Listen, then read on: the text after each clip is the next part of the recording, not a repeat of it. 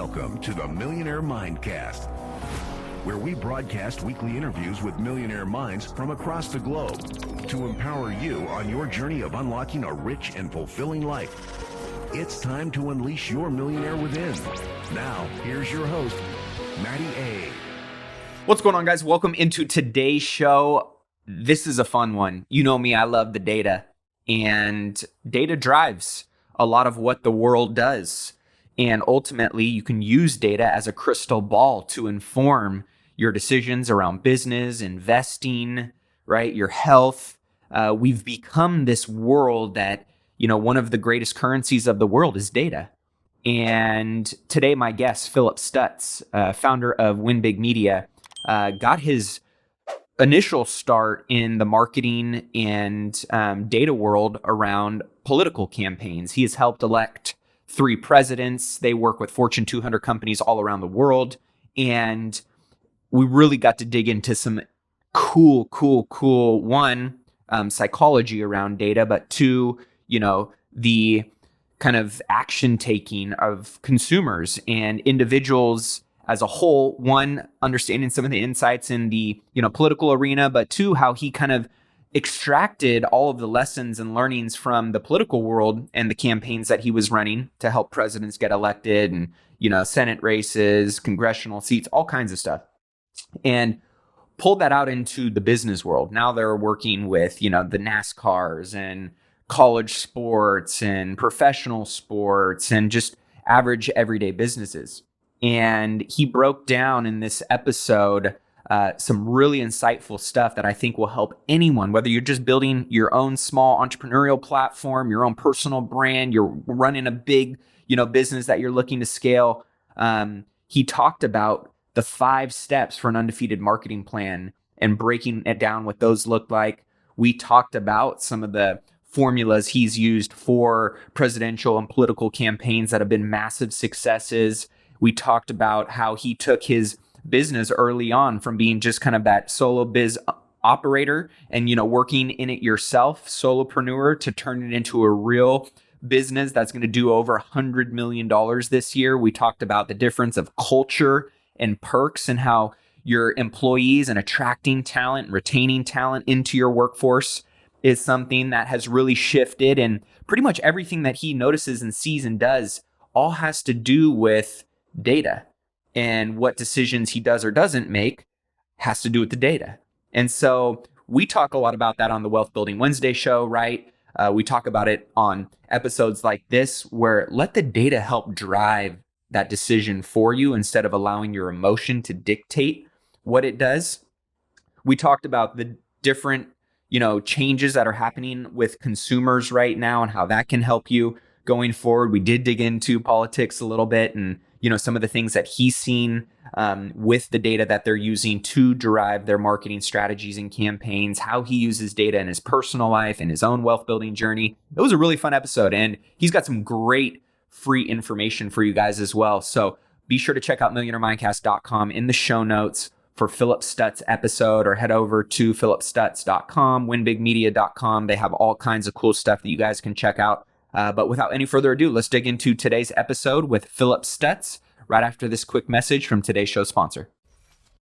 Well, I'm excited to welcome into the show, Philip Stutts. What's up, brother? How you doing, man? Good to see you. I've been grinding. You've been you've been grinding for a long time, but you've been relaxing for the last couple of weeks, right? Now kind of getting back in the swing of things. Yeah, you're getting the best of me.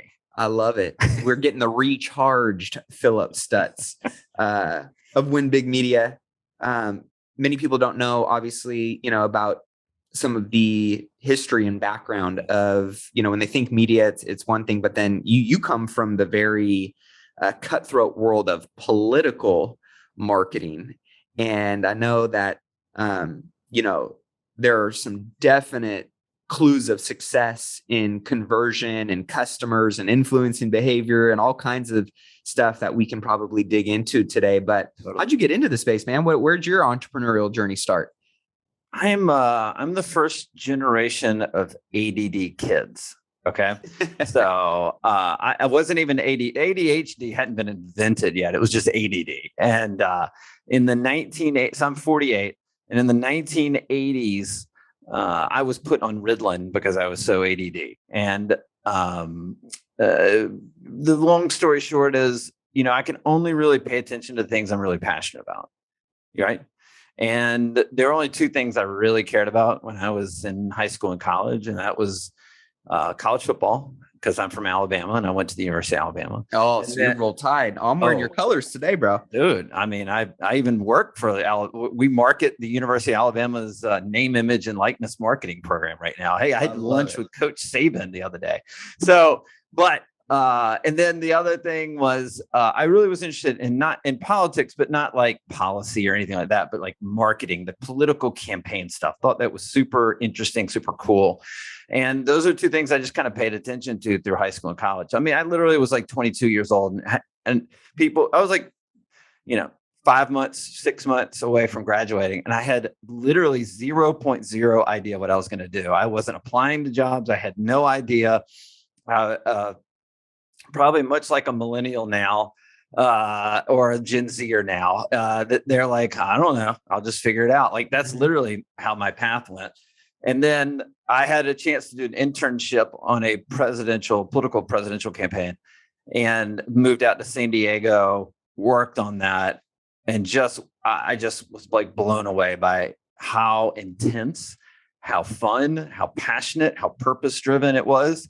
And I went, wow, this is something that I could be successful at, because my ADD got hyper-focused with it. And that was sort of the launch. I mean, I spent the next 8 years as a vagabond living all over the country, running political campaigns. Been a part of 8 presidential campaigns at this point, 3 winning presidential campaigns at this point.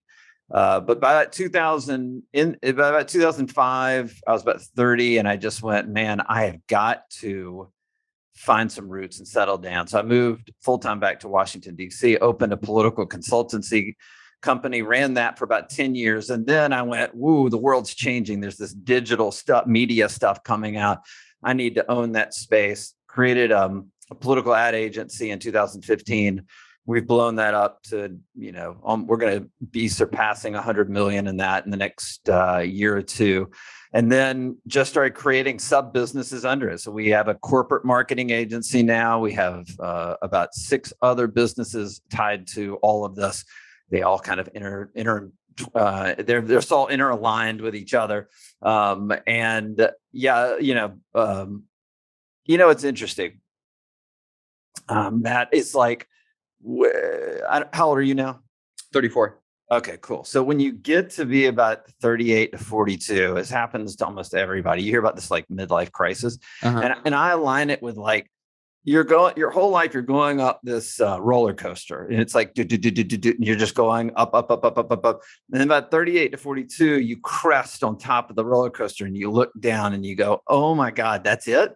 Like it's downhill from this point forward. And what am I doing? Like, and there are people out there that go do bad things at this point, or they buy Harley Davidsons like my parents' generation did, or like me, I just started being an entrepreneur, like a real entrepreneur, not a fake entrepreneur, not a one-man solo guy, right? Yep. And started building businesses, going nuts. And so I've spent the last 8 years just focused more than anything on building as many of these companies as possible. We have no debt. We have no outside investors.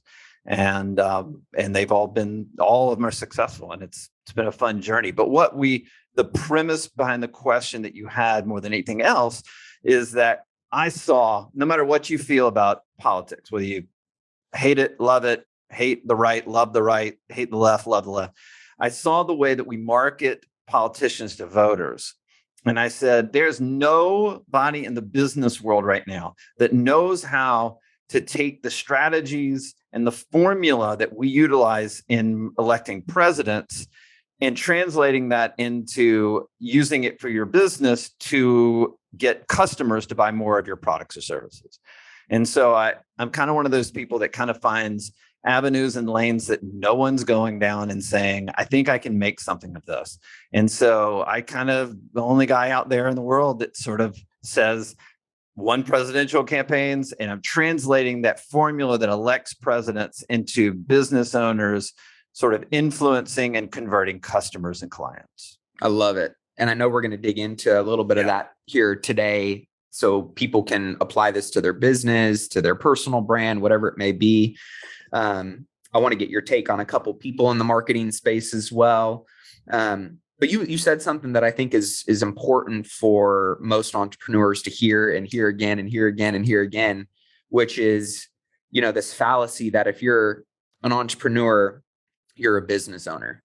And most people ultimately remain a slave to their own business and never get to unlock the real benefits of being a true business owner over the course of their, entrepreneurial journey. And what was it for you that allowed you to go from being that solopreneur to now building multiple 7, 8 figure, going to 10-figure level businesses that most people, they don't unlock?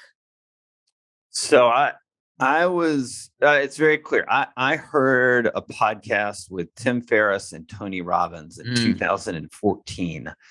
And I realized I was trapped. I realized that in a solopreneur's journey, you could have a lot of clients and make a lot of money. And then the next day you could have half the clients and the only person that's responsible is you. And all of a sudden your income drops in half. And I went, ooh, that's not I'm not leveraging my talent or my ability, right? There was no leverage. I'm the only leverage point. And I realized that if I wanted to sort of create maximum wealth, but also cover my blind side, my downside, right? That I had to build this thing much bigger than I was. And so I went, I remember listening to this interview, Matt, and I ran home and I Googled Tony Robbins because honest to God, I didn't even know. I mean, I knew his name, but I didn't know anymore. I'm 40 years old at that point. I didn't even know. I mean, Tony's been around my whole life, right? Yep. And so he had a business mastery course. It was a mastermind. And I said, I don't know what he's charging, but I'm paying, right? That's the power of Tony. And then so I signed up, I paid $10,000, which I had never written any kind of proactive check in any of my businesses in my business in 10 years, right? Never. Why would I do that? That's a waste of money. So I wrote it, and it was like the scariest thing I've ever done. And that first day, it's like a 4 or 5 day thing, but like the first day, I'll never forget. He was like, are you a business owner or are you a business operator? Because they're just two different definitions. Yep. And I realized I spent 10 years literally chasing my tail being an operator. And there was no more challenge to that. And frankly, it's not fun. And frankly, it leaves me vulnerable to losing. I think I had at one point in my solopreneur journey, I had something like 7 clients. And then for factors that had nothing to do with me, I lost like 3 or 4 in like a 1 month period. And my income was literally cut in half. Right. Mm-hmm. And I went, God, I don't want to be 55 and have this happen to me and chasing my tail. Like it just doesn't sound like what I want to do. So I just committed to being a business owner. I've had to fluctuate as I create businesses. You kind of have to be an operator for a while. So you learn the business, but you guys got to work your way out. And so, with all of our companies, I've all of them but one, I've pretty much worked out of operator level. And then the one that I'm working with right now that I started 3 years ago was the corporate ad agency. And we've gotten to a point where I'm scaling it pretty large now. And I'm out of it in about 3 months. Not out of it, but just out of the day-to-day. Right. More operating. in the visionary versus the integrator role. Right. You're stepping into that owner's box a little bit. And man, you just said something that was brilliant. And I wish everybody can know this. The key to success to anybody right now is you have to have a visionary and you have to have an integrator, right? Yep. We used to do a lot of traction stuff. So I'm sure you're familiar with that. That's why that language comes from. But every time I don't bring an integrator into my businesses, it is a disaster beyond words. And not like, look, I'm a great visionary, but without an integrator, I'm a terrible visionary, right? And so the key to my success is finding great integrators that can take my vision and help implement it, because I'm not the implementer. I'm the worst at implementing. I want to throw up when I think about implementing anything, right? But I could spend 10 hours a day and my ADD completely focused if I'm thinking about vision, mapping out how things would work, and then being able to hand that off, right? And so that's sort of just how I've built everything, and where I've had a ton of success, but also a lot of failure is not recognizing that. Yeah. I'm really glad you mentioned that, because that's so true. And we run our hotel business off of traction. Yeah. Nice. That being said, I'm curious, how have you gone about identifying whether it's integrators or, right? The biggest thing I think that limits a lot of people is they want to, hoard responsibilities and activities. They never fully allow leverage to come into their world, right? And it's this kind of hamster wheel. So what has been your strategy, your approach for how you attack, not only attracting talent into your organization, into your vision? How do you make it sticky? How do you retain them? How do you create this environment and company and opportunity that people want to be a part of, that you've done so successfully across multiple businesses? Yeah, I fuck it up a lot, and then I learn from those mistakes. Yeah, I mean, that's the honest answer. So, my business partner, and I sat down a couple of months ago as we were sort of envisioning, because we've got all these companies now. We needed to create a holding company. We needed a management system in place and all that stuff. And we're like, what are the three core components of how we want to run the company? And number one was hiring and retention, because all of our mistakes, all of them come to hiring and retention issues. All of them. Yep. So why don't you make it number one priority and get it all right? Like, what are you doing? Like, that's what we were saying, I'll give you an example. What I mean, a couple examples. So one is, there's a difference between company culture and perks. Perks are totally different, but we live in a perk society. The way millennials and Gen Z, which is mostly what my workforce is, they want to. The word culture in a business has completely and radically changed since COVID. So we were in a world where the culture before COVID was about we. It was about, we're in the office, we're together, we go to happy hours, we spend time together, we treat people the right way. We had this incredible culture in our company. Like, we made it a huge, huge priority when we created it in 2015. We're going to come together. I have a political ad agency, and we have people who diametrically oppose the political views of the people we represent, yet they still work with those candidates. Why? Because they love the people they work with. Like, that's really a cool thing to see. Then COVID hit, and you went from a world of we to a world of I. Yeah. And what you saw was people said, we're not here to help serve each other. I want you to serve me and my purpose. That's what the workforce wants right now. That's what they're looking for. They're not looking for us coming together and having outings together and being together. We went from together to literally me. And so we've had to adjust mightily to that, because it's hard to build a culture when everybody's work remote. And so what we realized was, you have to serve the individual purpose of every single employee. Why do they want to work? What are they looking for? It's all of them are different, right?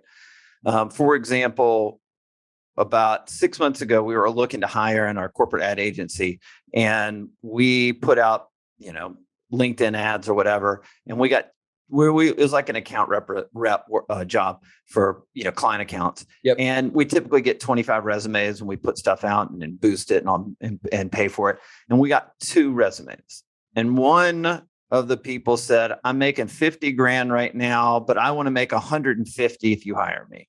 And I'm like, what? Like, what is going on in the world right now? Like, this is insane, right? Yep. And I was like, what is going on? We always get these resumes, and now we're not. And my integrator in that company calls in and says, well, let's tweak the ad. Let's just say all work remote on it. Same ad, literally, that's the only tweak. And let's just see what happens. Because we kind of moved in that direction anyway. We just hadn't made it a policy. Right. So we changed it on a Sunday morning to all work remote. Sunday night, we had 172 resumes. Wow. And we went, oh my gosh, things have changed. Yep. People want to work the way they want to work, where they want to work, when they want to work. And you better, as the business owner, serve their purpose. That's culture now. That's retention. And so one is, we at our company, we have, if you've been with us a year, there's a stock option program. You have all unlimited vacation days in our company, plus federal holidays. You can work remote. Like, we have great recruiting tools into this company, but those recruiting tools are also backed up for when they work with us. They get all the things that we promised in the recruiting. Yep. And so we've had to work with, that's like a 12-month thing that we worked on we got wrong over and over and over. And then we found, like, Jesus, we just got to get this right. And we adjusted and optimized. And finally, we're getting it right. So if you're listening now, you literally can steal this idea that took 12 months of pain and sacrifice and money and almost losing one or two of the businesses because we couldn't get it right, and take all those stupid mistakes and implement it with success and not have to go through all that pain. I love it. That's a brilliant way of looking at how you're structuring your business. Looking in the rearview mirror isn't always as predictive, right, as what you need to do going forward. Yeah. And I'm curious, you're a big data guy, right? Yeah. So, how have you really incorporated data into the way you build your business, you market your business, you maybe make your investing decisions, building wealth? Like, what's your outlook on data? Well, I'll give you even the background, but I mean, like, the story I just told is based on data, right? Yep. It's the feedback of things not working, right? But let me just take it back, and then we can get into that sort of macro discussion. But the micro is, in politics, and I wrote this book called The Undefeated Marketing System: How to Grow Your Business and Build Your Audience Using the Secret Formula That Elects Presidents. And really, the key to the whole thing is, it's a 5-step formula, but this is step one, which is having a deep dive into the data and politics of the voter and business role of your customer or client. And there are easy, attainable ways to get deep understanding of who you want to talk to, how you want to talk to them, and in a way that's empathetic, discussing your product or service with them in a way that resonates with the customer or the client, not with what you want to talk about. Mm-hmm. And I'm so married to this idea that I went out and created a partnership with the largest data collection, analytics, and AI company in America. And so the database that we work out of right now has 230 million American consumers. We're with 550 million connected devices. We're tracking 10 billion online purchasing decisions every day and 1 trillion searches. And so what we're able to do is tell you everything you've ever wanted to know about your customer, because what we do is we overlay a customer base, an investor base, a client base. We track their movements online, because we basically have about 10,000 tags on every single American. And then we're able to sit there and tell you, here are the social media platforms your customers or clients or investors are on in a chronological order. Kind of important if you're going to invest a lot of money into marketing, right? So, like, for example, we work with a company that's a Shark Tank company. And what we found was that they were spending 85% of their dollars on Facebook. When we looked at their customer base and their ideal market, so we can do like a modeled audience or lookalike audience, and we looked at website visitors, and we found out in all 4 of those, Facebook was the number 4 performing platform for all of their customers, their prospects, and their website visitors. And they didn't know it, yet they were spending 85% of their dollars on Facebook. Mm-hmm. Because I'm not here to play a marketing guessing game. I'm here to play Moneyball with your dollars as a business owner. And my thing is, I'm not saying you shouldn't spend money on Facebook for that particular company, but should you be spending 85%? And when I asked them, why are you spending 85% of your dollars on Facebook? They said, I don't know, Facebook. Like, there's no answer to it. And that's how most business owners are. They don't know.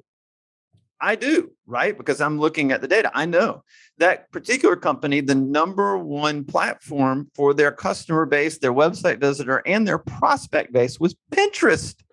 They had never even thought about advertising on Pinterest. They're spending 85% of their dollars on Facebook.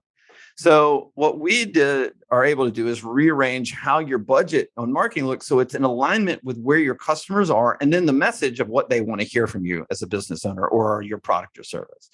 And so we're, in the way, that's how we do this for politics. That's how we look at voters.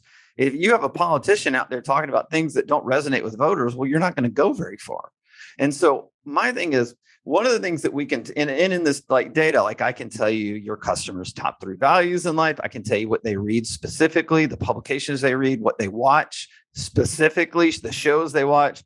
I can tell you why they buy your products and services, and why they buy any product and service, whether it's based on price, quality, convenience, whatever the factor. I can tell you all that. That is a huge risk elimination move in your business when you talk about marketing. Huge. Yet 99.9% of business owners don't follow this approach. And maybe 100% of marketers don't follow this approach, except for the ones that kind of work in the Fortune 200 zone. Yeah. But they're following a different formula than I follow. And so, but they do look at data.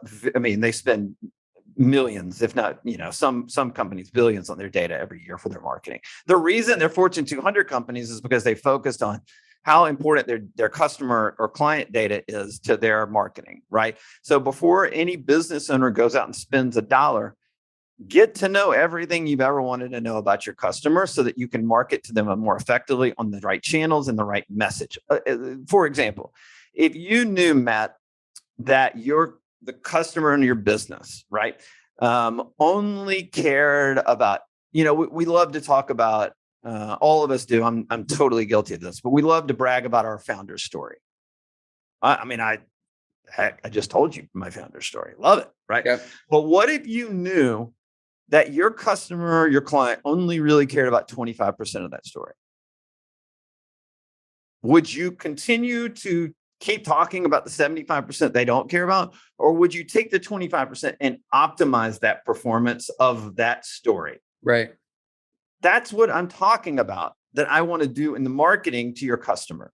Find out where there's an alignment, where the customer loves what your product sells and you love talking about what that product does, and create a marketing campaign on the right platforms around that, not around the things that they keep talking about. I don't know how comfortable this thing is. I don't care about comfort. I want convenience.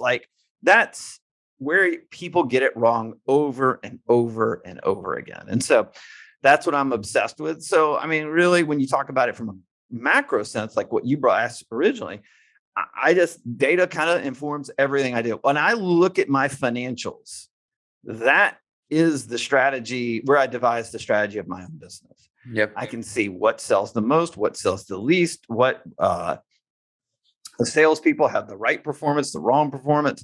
I can look, my P&L every month is nothing more than a strategy document. It tells me everything I want to know. I love my financials. I'm obsessed on it. I'm an ADD guy who loves math. So I'm obsessed with the financials because it tells me everything I need to know and how my business is running and what we need to adjust in real time. I love it. Now, you talked about the 5 steps that I'm sure we won't have to dig into each one of them, but the 5-step kind of undefeated marketing plan. You said data was number 1. Yeah. What were 2 through 5? So 2 through 5, the second one is, now that you know what your customers or clients want, you got to go build a strategic plan around it. Like with this particular company, they have to have a new budget, right? The Shark Tank company I talked about, right? Yep. They need to see what a Moneyball budget looks like, where they need to spend the right money on the right platforms at the right time with the right message, right?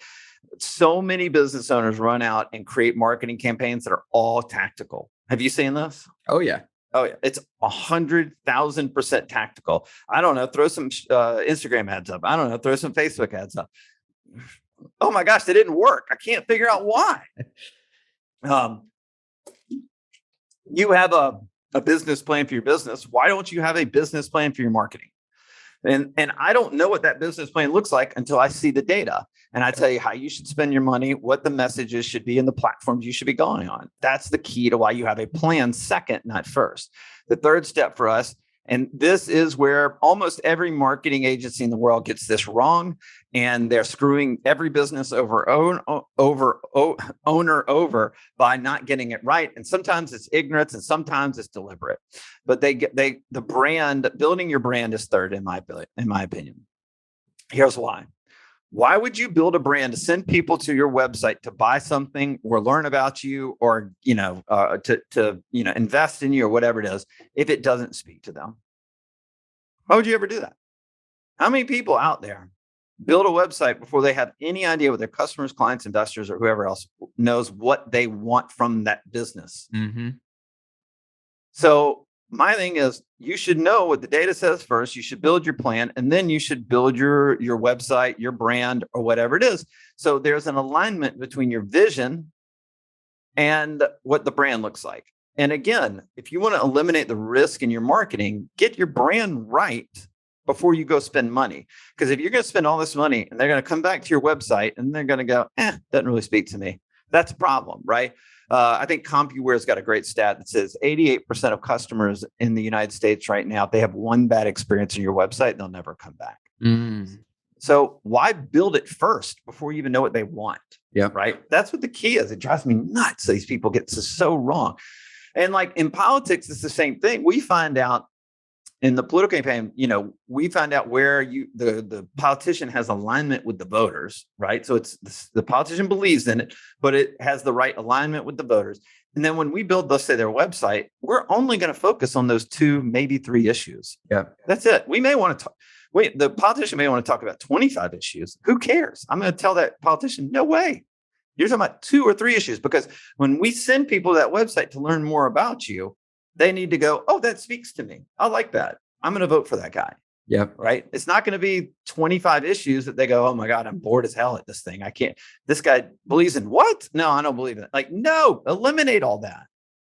So the brand comes third. The fourth is, now every marketing agency in the world does this, but we just do it a little differently. It's A/B testing of the messages. Most marketing agencies sit around a conference room table and they brainstorm ideas on a brand or a message or an ad campaign. They go, ooh, that company's so cool. Let's talk about this. Let's talk about that. Then let's go A/B test our ideas that we just made up on the top of our head. Yeah, let's do that. And then they're reinforced because one of them will outperform the other. That's just so stupid to me. So what I do is I take the 8 or 9 or 10 ideas we find in the data, and that's what we A/B test. Because we already know it's going to work. Yep. All of them. But why not figure out what works the best? So again, it's a risk elimination system. Ultimately, you're going to find 1 or 2 of the issues you find in the customer data or the client data or the investor data blows through the roof. And you're like, I don't know why that is, but it blew through. Now, do you have confidence that when you go spend your app marketing and ad dollars, that you're going to actually have a higher return on investment than if you just guess it all over the place and run a bunch of tactical campaigns? So for us, that's the first 4 steps. And then the 5th step is it's time to launch your marketing campaign. And with eliminating all your risk and ensuring that you're going to have a successful marketing approach. I love it. Great steps. And if you guys want the full breakdown, we'll be sure to include the link to Philip's book on millionairemindcast.com. So be sure to check that out. In terms of data, because I'm always loving, I'm a big data guy as well. I like to make data-driven decisions, check the ego and the emotion at the door every day, because I think too many people want to be right instead of wanting to win. And you wanting to be right often clouds, right, your best data-driven decision-making capabilities with emotion. And it prevents a lot of people from winning. Where are you pulling a lot of your data from? I know probably most of your stuff is enterprise level, but where can someone who maybe wants to, get access on a lower level to some of these things, pull some good data? What are some good resources for them? Man, there's so many different ways to do this. So a little background, a little self-promoting, but I'll background. So the partnership I had that my clients work with, so we work with like big companies, Fortune 200 companies, NASCAR, but we work with a lot of startups and a lot of small businesses that don't have a lot of money. And so what I pay for a license agreement to this. I'm the only marketing agency in the world that has it, access to this data. But I've just interpreted data my entire career. Even in politics, I would interpret voter data, just differently, right? So I went into the data partner and I asked for a partnership with them. And they said, yeah, you have to pay $1 million a year for the licensing agreement. We do. That's how much I mortgaged the idea of this. And in return, I get to charge what I want. So we charge between $7,500 and $15,000 for a data report for a business. Not, if you think about it, it's actually not that expensive in order to avoid all the mistakes that you're going to make and spend a lot of money and lose time and all that stuff. So that's the way that we charge. Now, if you're not, they're like, man, I can't even afford that. There are lots of other ways that you have to do it. And there are other ways that I did before I had any money, which is you can do some expenditures on Google and look at Google Analytics. You can do Facebook Analytics. You can look at Instagram's analytics. You get some kind of feedback. You can do Survey Monkeys to your customers. You can give them incentives to fill it out, 10% discount next time they buy, things like that. I don't know if you know who James Altucher is. Yeah. Great. Great podcast. Lot of, he's a data guy. Yeah. So James wrote the foreword of my book. I've been on his podcast about 10 times. Actually spent the night at his house last week in Atlanta. And how was that? Was that fun? He's such an eclectic, cool dude. Like I've always admired him from afar. He's one of my dearest friends in the world. I was gonna say, I'm curious what it's like being in proximity to, eclectic people like that. Always make for great conversation and just expansion, in terms of mindset. So I could sit there and talk to him like 6 hours and just ask questions. But yeah, we've become really, really good buddies. But he asked me the same question you asked. And I said, well, give me an example of a business and I'll play the scenario out. So he said, okay, restaurant. I want to create a restaurant. How would you, if you didn't have much money and you couldn't afford your data, what would you do? And I'd say, well, the first thing you do is I'd flyer the neighborhood with discount, like a buy one, get one free, check or discount, whatever, a coupon or whatever. Mm-hmm. I'd get people into the restaurant. And then I would task the servers with identifying ask them every single customer, what did you like? What did you not like? And then record that data in a spreadsheet. I'd then look at the point of sales every single day. What are people buying? What are they not buying? I would change the menu items best on that. I would say if they're buying, cheeseburgers and pizza, then we need to have more different types of cheeseburgers and pizzas.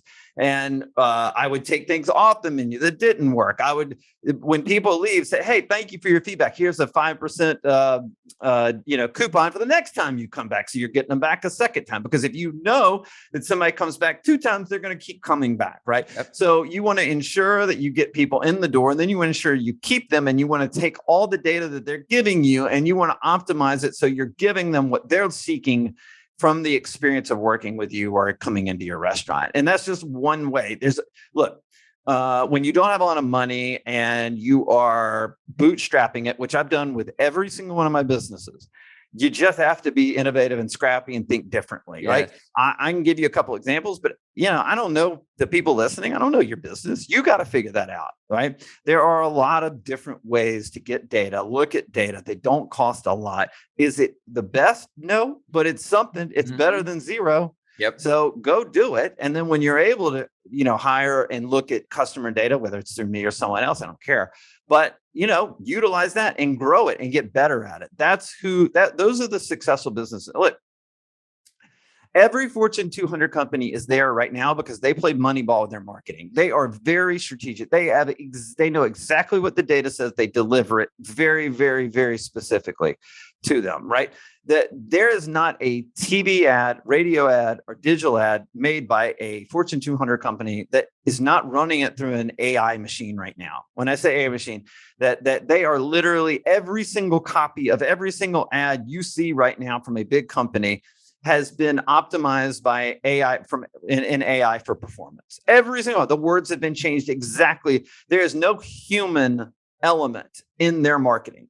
Interesting. And so what I'm telling you right now is that's where the world's going. So if you don't want to get on board and you go, that sounds good, but I don't have you're going to lose. Honestly, you're going to lose. Why wouldn't you do what the $1 billion companies are doing in a smaller way? Why wouldn't you do that? It just, and I'm going to tell you this right now, Matt. 90, I keep saying 99, 99, 100, 99, but it's true. 99% of business owners know this and they still won't do anything to change. It's insane to me, but we get to work with the people that do want to change. And that's been pretty cool. That's amazing.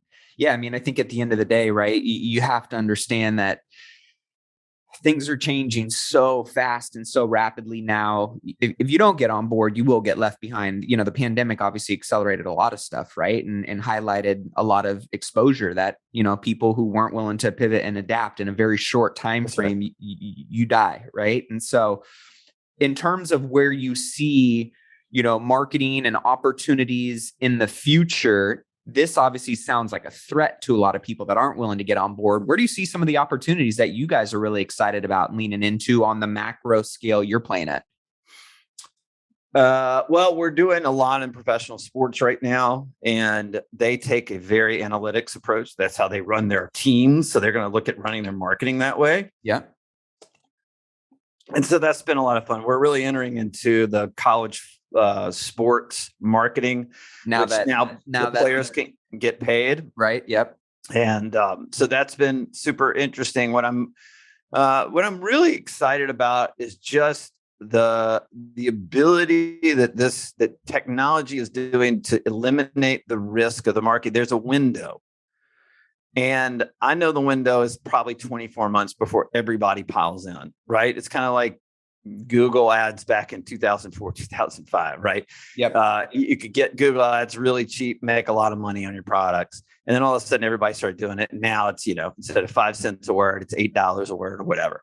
So I know the next 24 months, the approach we're doing, the businesses we work with are going to have infinite success and be positioned to explode and get past their competition before everybody else. We are very selective with who we work with. So unless the difference is, I call it committed versus interested. So there are 1% of business owners are committed to playing a Moneyball approach with their marketing, and 99% are interested. They're really interested in what I'm talking about today. Yeah. But then this little shiny object floats by, and then they go interested into the shiny object. And I get it. I'm a business owner. I've chased a lot of shiny objects. But marketing in a way that follows a data-backed approach and plays Moneyball is not easy. It's methodical. It's hard work. And it's ultimately what will prove successful for every business. Like every business we work with has grown their bottom line through the pandemic, every single one, because I've eliminated all of their risk in their marketing before they go out and spend all the money that they want to spend. And so I'm excited to work with those kind of companies. I'm excited to see how these businesses are going to grow in the next 2 years when you're going to see a lot of businesses fail. I mean, a lot. They're holding on right now for dear life because of the pandemic. Maybe they had a burst of great energy for about a year and a half during the pandemic, and all of a sudden things have settled down. And now we got inflation, and now we got a recession, and now we got all these things. And all of a sudden they're like, oh my God, my business is very vulnerable. Well, it wouldn't have been vulnerable had they marketed it a certain way at a time when everybody says, don't market a certain way, don't market at all, hoard your money, don't do anything, right? Our clients double down in that moment. And they're all having record-breaking years and months since then. And that's what I'm excited about, is to continue to help those businesses that want to go in that direction. What have you seen in terms of, whether it's in the political sphere or just consumers in general? Like, what have you seen in terms of this psychology that's obviously driving maybe different behaviors that people should be paying attention to? Yeah, there's really basically 3 types of consumers right now we see in our data. There's the overwhelmed consumer. You can imagine who that is. It's basically you and me, our demo, right? We have families where, basically 30 to 55. We've got kids where, price on everything has gone up. It's overwhelming. We're going to have to make more money just to get to where we were 2 years ago. So there's this overwhelmed consumer. And we, if you guys are interested, we put out a free data report on this. Oh, cool. That you can download. It's the State of Consumer 2022. And I'll go, it's 15 pages of these 3 types of consumers. You put that out quarterly? No, we just put it out in April. Just a one-time thing, but I'm telling you, we've had 50,000 downloads of this report for free. We're giving it away for free. It's email website? Yep. It's winbigmedia.com/COVID. Because we were putting out free data reports every month during COVID because we felt like we needed to give back to business owners without taking anything. And then we put out this massive report. So the number one consumer right now is the overwhelmed consumer. Number two is the influenced consumer. So that's the person that sees some influencer and wants to buy something. They're very influenced by others. And then the third is the activist consumer. Boy, you see a lot of activism these days, but it's really a minority consumer. So unless you are Patagonia or Nike, the activist consumer doesn't affect a lot of people. Yeah. The vast majority are the overwhelmed and the influenced they're inside of your business as a customer. But again, you'll read all about them. You read the platforms they're on. You read the messages they want to receive. And that's winbigmedia.com/COVID. And it's the 2022 consumer data report. It's free. It's an email opt-in only, but that's it. So you guys are obviously using a lot of data on the marketing side of things. That's also kind of how you're positioning your, as you've said, right, your strategic plan. A lot of that is based on what the data is telling you. Yeah. What is the data telling you in terms of the overall economics of where our, country is at and where it might be headed? And how are you guys kind of positioning yourselves in terms of the marketing from what you're seeing?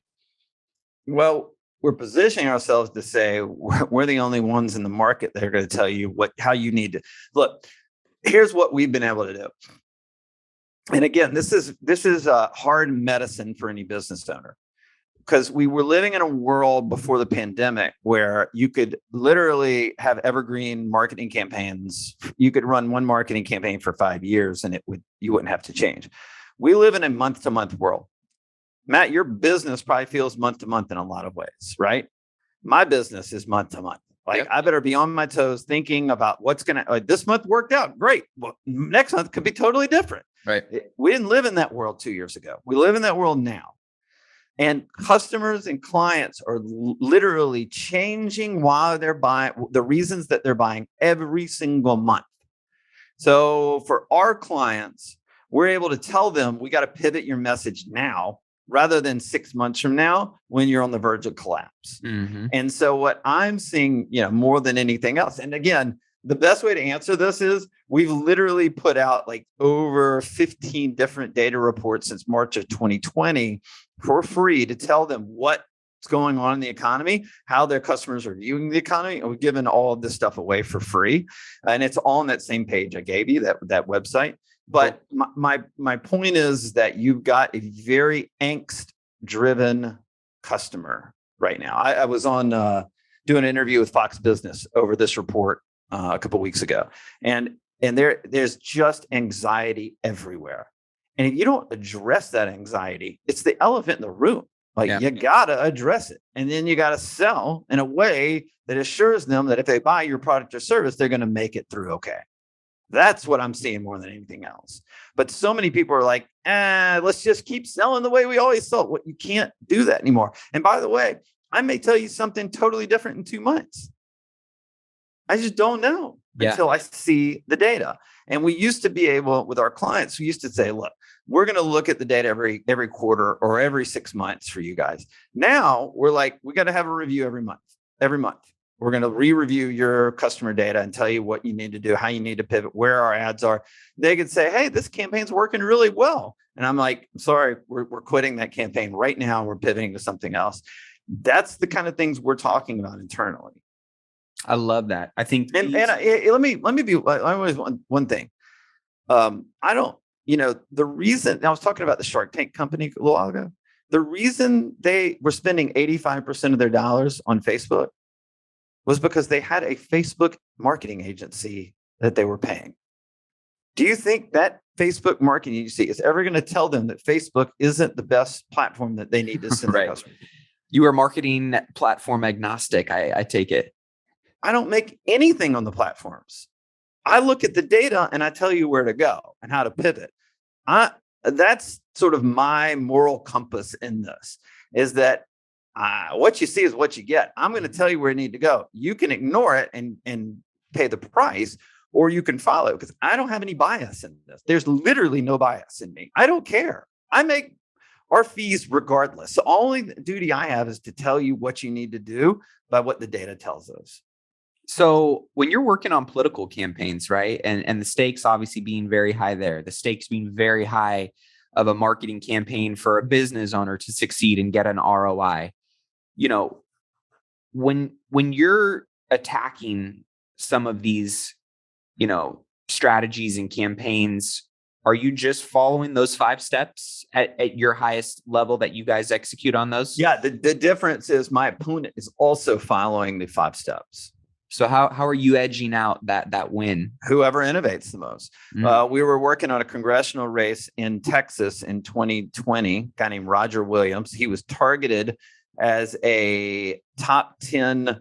The Democrats had targeted him as one of their top 10 takeouts. They were just going to take him out, beat him. And so we looked at the data, and we found in that particular data that, healthcare and what was going on with the pandemic and how we were going to address vaccines and everything like that. That was the most important thing. One of the bills being passed in Congress at that moment was about pre-existing conditions and whether they be covered.